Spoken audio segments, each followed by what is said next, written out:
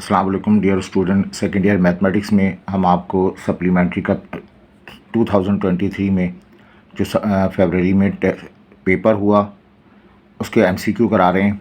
40 MCQ, 40 number का MCQ बना था। अब 40 एमसीक्यू हम डिस्कस करें। पिछले लेक्चर में हमने 18 एमसीक्यू करा दिए थे, आज इसके फर्दर एमसीक्यू करा दें। एक पॉइंट है x1 y1 lies outside the circle. एक सर्कल आपके पास बना हुआ है, एक पॉइंट है x1 y1, ये सर्कल से बाहर है, ठीक है। उस सर्कल की इक्वेशन आपको गिवन है X square plus Y square. देखो बेटा, X square plus Y square is minus का आर स्क्वायर, ये सर्कल की इक्वेशन है। पॉइंट रिप्लेस कर दें, x1 का स्क्वायर y1 का स्क्वायर माइनस आर स्क्वायर। अगर इसका जवाब ज़ीरो आ जाएगा तो वो पॉइंट कहाँ कहलाएगा? ऑन द सर्कल कहलाएगा। अब आप x की जगह x1 स्क्वायर, y की जगह y1 square minus R square का जवाब ग्रेटर देन ज़ीरो आएगा तो इसका मतलब है वो पॉइंट आउटसाइड है, बाहर वाक़े है। और अगर पॉइंट रिप्लेस करें सर्कल की इक्वेशन में, ये सर्कल की equation X square Y square minus R square है, और पॉइंट रिप्लेस करने पर आपका जवाब जो है वो लेस देन ज़ीरो निगेटिव आ रहा है तो इसका मतलब वो पॉइंट इनसाइड ऑफ सर्कल है। तो यहाँ क्या पूछा गया? The point x1 y1 lies outside of circle, circle से बाहर है, आउटसाइड ऑफ सर्कल है, तो इसका जवाब कैसा आना चाहिए बताइए? ग्रेटर देन ज़ीरो, ज़ीरो से बड़ा आना चाहिए। ऑन द सर्कल होता तो इक्वल टू ज़ीरो आना चाहिए था, इनसाइड ऑफ द सर्कल होता तो लेस देन ज़ीरो आना चाहिए था। आई होप ये क्लियर है।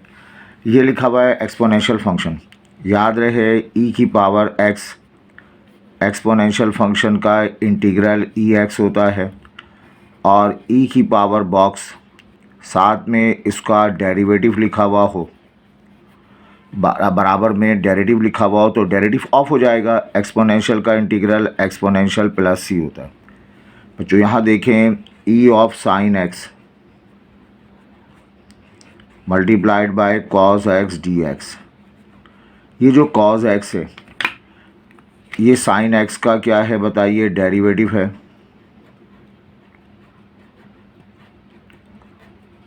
ये जो बॉक्स कॉस एक्स है डेरिवेटिव ऑफ हो जाएगा, और एक्सपोनेंशियल का जवाब एज इट इज़ एक्सपोनेंशियल पढ़ा जाएगा, ई की पावर साइन एक्स प्लस सी।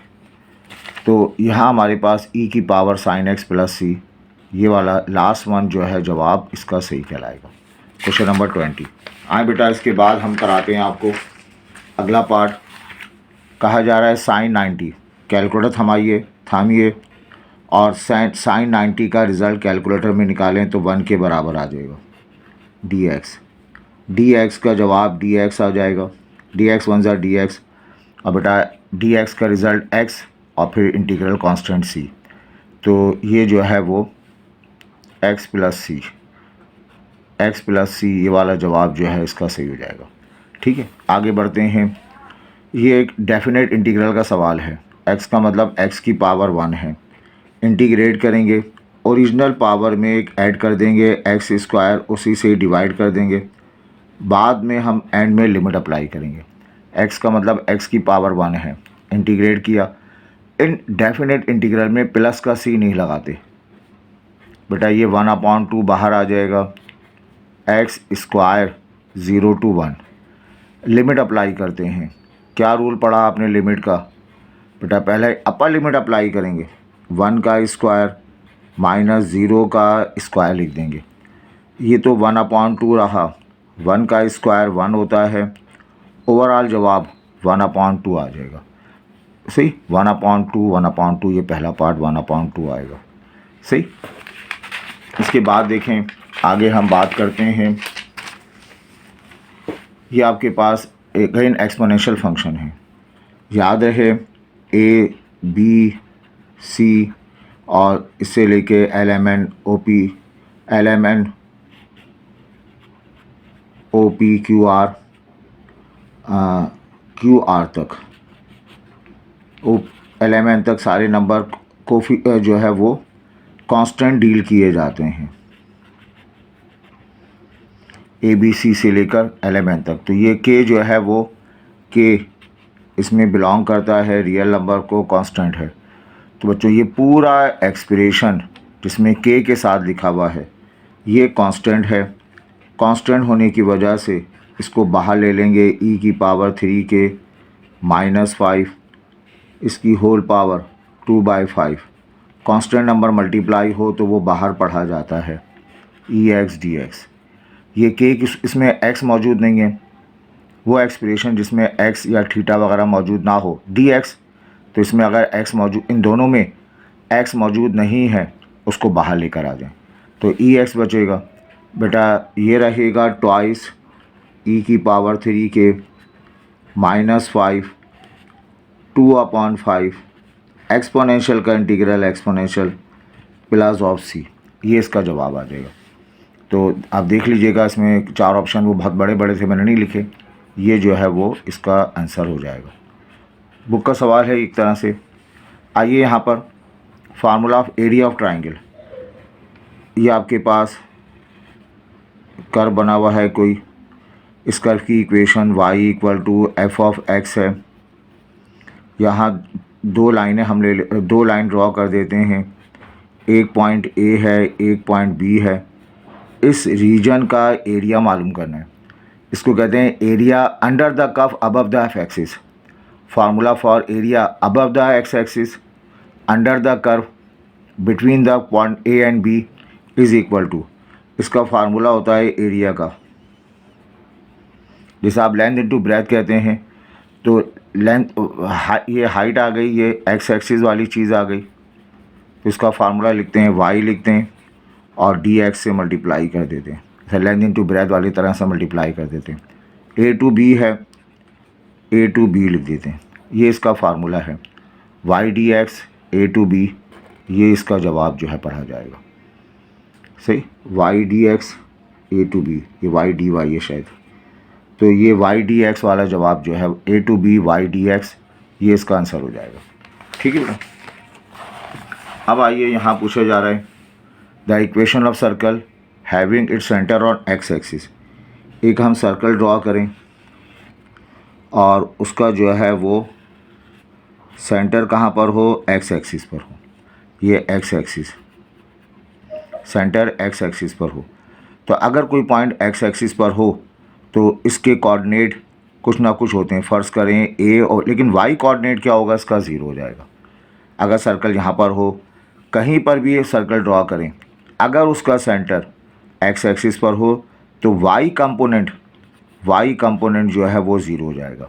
कहने का मतलब ये, सर्कल की इक्वेशन में वाई मौजूद नहीं होगा, वाई की वैल्यू ज़ीरो। तो एक्स स्क्वायर वाई स्क्वायर तो लाजमी आता है, इसमें वाई मौजूद नहीं है, इसमें वाई है, इसमें वाई है, इसमें वाई है, तो ये वाला जवाब हमारा सही होगा।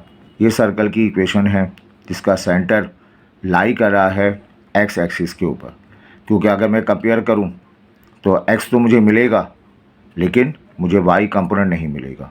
तो एक ऐसी इक्वेशन जिसमें वाई मौजूद ना हो, इट मीन्स सेंटर जो है सर्कल का अलॉन्ग एक्स एक्सिस है, जहां वाई कंपोनेंट जो है वो ज़ीरो के बराबर होता है। ठीक है बेटा। अब आइए length of tangent from this point. एक सर्कल हमारे पास है, पॉइंट आउटसाइड पे वाक़े है, यहाँ से सर्कल के ऊपर टेंजेंट ड्रॉ किया। इस टेंजेंट की लेंथ मालूम करनी हो तो फार्मूला हमारे पास है कि सर्कल की इक्वेशन का x1 square y1 square plus of 2gx1 plus 2f(y1) plus c, ये इसका फार्मूला है। यहाँ सर्कल की इक्वेशन ये लिखी हुई, तो यहाँ इस सर्कल की इक्वेशन को हम लिख देंगे x1 square y1 square minus 2 plus 2 equal to 0 replace कर देंगे। अब बताइए, ये सर्कल की इक्वेशन हमारे पास आ गई, कहाँ से ड्रॉ करना है, 1 - 1 से ड्रॉ करना है, 1 - 1 से ड्रॉ करना है। तो होगा क्या, 1 का स्क्वायर y की जगह -1 का स्क्वायर प्लस ऑफ 2, बेटा ये आ जाएगा 1 का स्क्वायर 1, 1 का स्क्वायर 1, 2 4 आ जाएगा, और 4 का रूट कितना होता है, 2 के बराबर होता है। तो हमारे पास इसका जवाब जो है 2 हो जाएगा। जो भी सर्कल की इक्वेशन है उसको अंडर रूट में लिख दें, x1 y1 लगाकर। जो पॉइंट दिया हुआ है वो पॉइंट उसमें पुट कर देंगे आप। सिंप्लीफाई करें तो पॉइंट से सर्कल तक का लेंथ ऑफ टेंजेंट आपको मिल जाएगी। आई होप ये क्लियर है। आगे बढ़ते हैं हम। इसके बाद देखें, a normal to circle passes through zero. एक सर्कल हमारे पास है, एक लाइन ड्रॉ करें जो सर्कल को एक पॉइंट पे टच कर रही है। बेटा इसका नाम क्या है? टेंजेंट लाइन का नाम है। ये आपने पढ़ा। एक सर्कल ड्रॉ करें, एक लाइन ड्रॉ करें जो उसको एक पॉइंट पे टच कर रही है, ये टेंजेंट है। टेंजेंट एक पॉइंट पे टच कर रही होती है। एक ऐसी लाइन जो परपेंडिकुलर हो टेंजेंट के ऊपर और इस पर्टिकुलर पॉइंट से पास हो रही हो। एक ऐसी लाइन जो इस टेंजेंट के ऊपर क्या हो बताइए? परपेंडिकुलर हो, 90 डिग्री का एंगल बना रही हो और कॉमन पॉइंट से पास हो रही हो। बच्चों इस लाइन को नाम देते हैं हम किसका? नॉर्मल का नाम देते हैं। तो a normal to the circle, ये जो नॉर्मल हमने ड्रॉ किया सर्कल के ऊपर, पास से शुरू, आगे जाकर डेफिनेटली ये सेंटर से पास होता है। सर्कल हम ड्रॉ करें, एक लाइन ड्रॉ की जाए, ये टेंजेंट लाइन है, ये इसका कॉमन पॉइंट है। एक और लाइन ड्रॉ की जाए जो इस टेंजेंट के ऊपर परपेंडिकुलर हो और इस पर्टिकुलर पॉइंट से पास हो रहा हो। ये लाइन नॉर्मल लाइन कहलाती है। अगर इस नॉर्मल लाइन को आगे बढ़ा दिया जाए तो डेफिनेटली वो सेंटर ऑफ सर्कल से पास होगी। तो वही सवाल है, normal to the circle, circle के ऊपर नॉर्मल लाइन है, passes through the centre of the circle, circle के सेंटर से पास होगी। ठीक है बेटा। आगे देखें, length of latus rectum parabola. Parabola ये हमारे पास है, इसे हम कंपेयर करें जनरल फार्मूले से, x square equal to 4ay। तो बेटा 4a की वैल्यू जाएगी 8 और a की वैल्यू जो है 2 जाएगी। पूरे पैराबोला में लेंथ ऑफ लेटर सेक्टम का फार्मूला 4a के बराबर होता है।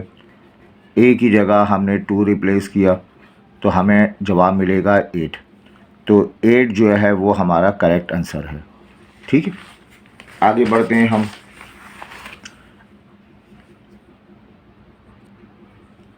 इसेंट्रिसिटी ऑफ द पैराबोला, याद है सर्कुलर चीज़ है, इसकी इसेंट्रिसिटी 0 होती है।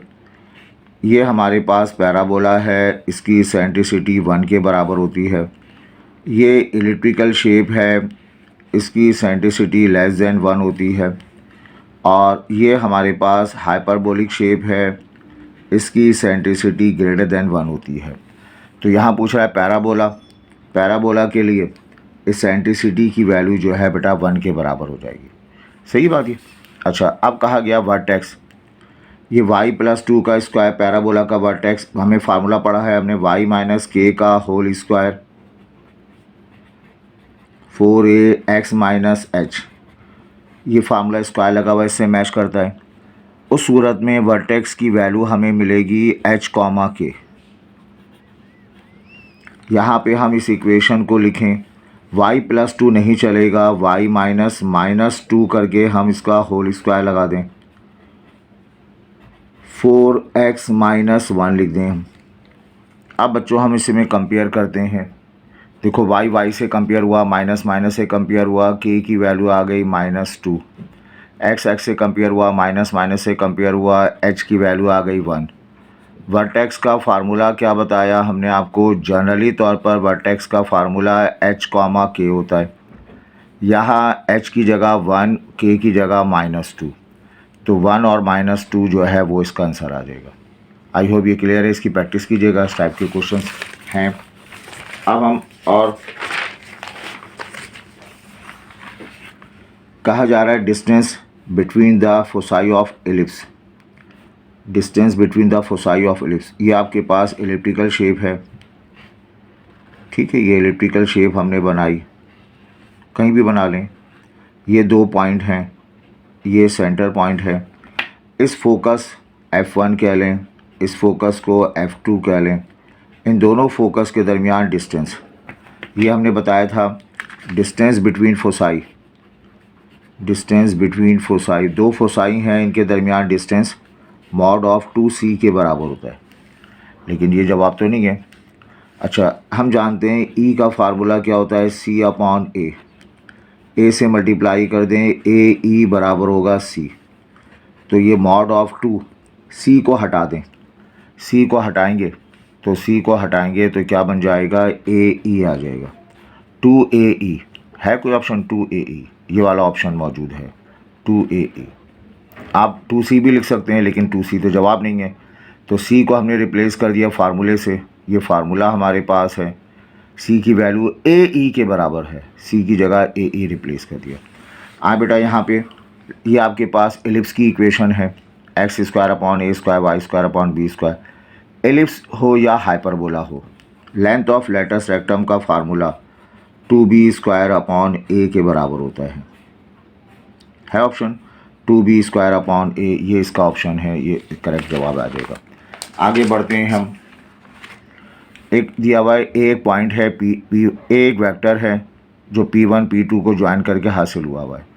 ए की लेंथ मालूम करनी है। ये पॉइंट है हमारे पास P1, ये पॉइंट P2 है, इन दोनों को मिला देंगे, एक वेक्टर ए हासिल होगा। उस वेक्टर को हम फ्री वेक्टर का नाम देंगे, P1 P2 है। बेटा इसका फार्मूला क्या होता है, x2 - x1 i, इसका फार्मूला है y2 - y1 j, और इसका फार्मूला है z2 - z1 k, ये इसका फार्मूला है। अब x1 y1 z1 पहला पॉइंट होगा P1 होगा, P1 का मतलब 0 2 और 1, x2 y2 और z2 P2 होगा, P2 की वैल्यू है 2 0 और 2। ठीक है बेटा, तो यहाँ पर आपने x2 - x1 का मतलब 2 - 0 2i आ जाएगा, y2 - y1 का मतलब 0 - 2 -2j पढ़ा जाएगा, और 2 - 1 1 आ जाएगा 1 के। तो जवाब क्या आया, अब इसका क्या, ये वेक्टर ए आपको मिल गया, मुझे तो इसका मॉडुलस बताना है। मॉडुलस का मतलब इसकी लेंथ बतानी है। इस 2 का स्क्वायर 4 -2 का स्क्वायर 4, और बेटा 1 का स्क्वायर 1, 9 का √3 के बराबर होता है, तो ये 3 जो है वो इसका जवाब आ जाएगा। तो थोड़ी कैलकुलेशन हो गई है, बी केयरफुल। अब आते हैं ABC अगर कोप्लेनर हो, तो ये जो हमारे पास ABC हैं ये वॉल्यूम ऑफ पैरेललोपाइप को रिप्रेजेंट करते हैं। कोप्लेनर का मतलब इसका जवाब क्या होगा, 0 के बराबर होगा। क्लियर है बात ये। इसके बाद देखें, ये दिया हुआ आपके पास A वेक्टर है, B वेक्टर है, C, ये मालूम करना है A dot B cross C, A dot B cross C को हम स्केलर ट्रिपल प्रोडक्ट कहते हैं। इसकी वैल्यू ABC करके लिखी जा सकती है, और ABC को आप डिटर्मिनेंट की शक्ल में लिख सकते हैं। A के कंपोनेंट लिखवाइए I का कोफिशिएंट 1, बाकी सब 0। B का कोफिशिएंट लिखवाइए J, I component 0, J component 1 और 0। C का कोफिशिएंट लिखवाइए K, I नहीं है, J नहीं है, 1। बाय प्रॉपर्टी सबको मल्टीप्लाई कर दें, रिज़ल्ट आ जाएगा 1 के बराबर रिज़ल्ट आ जाएगा। तो इसका जो है रिज़ल्ट किसके बराबर है, 1 के बराबर है, स्केलर ट्रिपल प्रोडक्ट के। सही, बाय प्रॉपर्टी सबको 1 से 1 1 हो, ऊपर सारे 0 हो या नीचे सारे 0 हो, तो सिर्फ डायगोनल को मल्टीप्लाई कर देते हैं तो रिज़ल्ट आ जाता है। बेटा यहाँ देखें, equation of straight line passing through origin आपने पढ़ा। एक लाइन ड्रॉ की जाए, वो लाइन जो है उसका स्लोप m के बराबर है, y एक्सिस को कट कर रही है, उसका फार्मूला y = mx + b होता है। ठीक है, अगर यही लाइन ओरिजिन से पास हो जाए, तो यहाँ तो b था, यहाँ b नहीं है, तो mx आ जाएगा। ये लाइन की इक्वेशन आएगी जो ओरिजिन से पास हो रही है, इसमें कांस्टेंट नहीं है। तो equation of straight line passing through origin, ये वाली बात हैज़ नो, ये लाइन की इक्वेशन है जो ओरिजिन से पास होती है, इसमें क्या मौजूद नहीं है, एक्स वाई कांस्टेंट, लेकिन यहाँ क्या मौजूद नहीं है, कांस्टेंट मौजूद नहीं है। हैज़ नो कांस्टेंट टर्म, उसमें कोई कांस्टेंट टर्म मौजूद नहीं होगी। इस टाइप का सवाल इससे पहले नहीं आया, आप देखिएगा। ये इंटीग्रेशन का सवाल है, 2x आपने थ्योरम पढ़ा है, कि अगर फंक्शन नीचे मौजूद हो और साथ में ऊपर उसका डेरिवेटिव मौजूद हो तो डेरिवेटिव ऑफ हो जाता है। 1 फंक्शन का जवाब ln ऑफ फंक्शन मिलता है प्लस c। ठीक है, तो इस क्वेश्चन को मैं लिख सकता हूँ 1/1 प्लस एक्स स्क्वायर लिख सकता हूँ, 2x को बाहर रखूँ dx। ठीक है, ये वाला एक्सप्रेशन जो है फंक्शन है, 1 फंक्शन है, ये इसका डेरिवेटिव ये मौजूद है, तो डेरिवेटिव बेटा ऑफ हो जाता है, आपको पता है। 1 फंक्शन का जवाब ln of 1 plus x square होता है प्लस ऑफ c। तो ln of 1 plus x square plus c, ये जो लास्ट वाला ऑप्शन है ये इसका जवाब करेक्ट हो जाएगा। आगे बढ़ते हैं, हम एक्सपोनेंशियल पर आते हैं। आपने पढ़ रखा है एक्सपोनेंशियल का इंटीग्रल एक्सपोनेंशियल प्लस c के बराबर है। ठीक है, अगर e की पावर बॉक्स आ जाए तो उस सूरत में आपने पढ़ा एक्सपोनेंशियल का इंटीग्रल एक्सपोनेंशियल और ये बॉक्स से डिवाइड कर देंगे प्लस c। हमारे बहुत सारे लेक्चर इंटीग्रेशन बेस करते हैं, तो आप देख सकते हैं प्लेलिस्ट में जाकर। e की पावर 2x dx लिखा हुआ है बेटा। एक्सपोनेंशियल का इंटीग्रल एक्सपोनेंशियल होगा, 2x का डेरिवेटिव 2 होगा, प्लस ऑफ c रिप्लेस कर देंगे, तो ये इसका जवाब हो जाएगा e की पावर 2x/2 प्लस c। बेटा 39 में कहा गया a necessary condition for function to have extreme value. एक फंक्शन की एक्सट्रीम वैल्यू उसी वक्त होती है जब उस फंक्शन में इस पीक पॉइंट पर ड्रॉ किया जाने वाला tangent line parallel to X axis हो या डेरिवेटिव ज़ीरो हो, तो उसका फर्स्ट डेरिवेटिव जो है ज़ीरो हो। ये 2 पॉइंट एक्सट्रीम पॉइंट कहलाते हैं। यहाँ पर जो फर्स्ट डेरिवेटिव होंगे वो ज़ीरो के बराबर होते हैं। बस बेटा एक लास्ट पार्ट हमारा आता है और ये अल्हम्दुलिल्लाह हमारे 40 MCQ जो है कवर हो जाएंगे। अब कहा जा रहा है the equation of circle passing through origin. एक सर्कल ड्रॉ करना है जो ओरिजिन से पास हो रहा है। ओरिजिन से लाइन पास हो, सर्कल पास हो, पैराबोला पास हो, हाइपरबोला पास हो, तो हम कहते हैं नो कांस्टेंट, उसमें कोई कांस्टेंट टर्म मौजूद नहीं होगी। तो बताएं इसमें कांस्टेंट टर्म मौजूद है, इसमें कांस्टेंट टर्म मौजूद है, इसमें कांस्टेंट टर्म मौजूद है, इस वाली में कांस्टेंट टर्म मौजूद नहीं है। तो ये जो पार्ट है सी पार्ट, ये पार्ट हमारा सही होगा। तो अल्हम्दुलिल्लाह हमने ये सारे MCQ आपको करा दिए। और बेटा हमने मेहनत करनी होती है, सारे MCQ लिखे गए, फिर उन MCQ को 2 लेक्चर में रिकॉर्ड कराया गया। तो आप ज़रूर अपने दोस्तों के साथ शेयर करें, सब्सक्राइब ज़रूर करें, अपने कमेंट से आगाह करें ताकि हमारी हौसला अफजाई हो। दुआ है अल्लाह ताला आपको अच्छे नंबर से कामयाबी अता फरमाए। हमारे इस डिस्क्रिप्शन में जाकर आप प्रीवियस MCQ जो पास पेपर में MCQ आए हैं वो सब डिटेल में इस तरह कराए गए हैं, चैप्टर वाइज भी MCQ कराए हैं। तो बहुत बड़ा समझो MCQ का बैंक आपको मिल जाएगा सेकंड ईयर मैथमेटिक्स में। इतने MCQ आप जो है प्रैक्टिस के लिए सफिशेंट हैं और कहीं पर भी कोई MCQ स्किप नहीं होगा अगर आप ये सारी वीडियो देख लेते हैं। अपना ख्याल रखें। Thank you.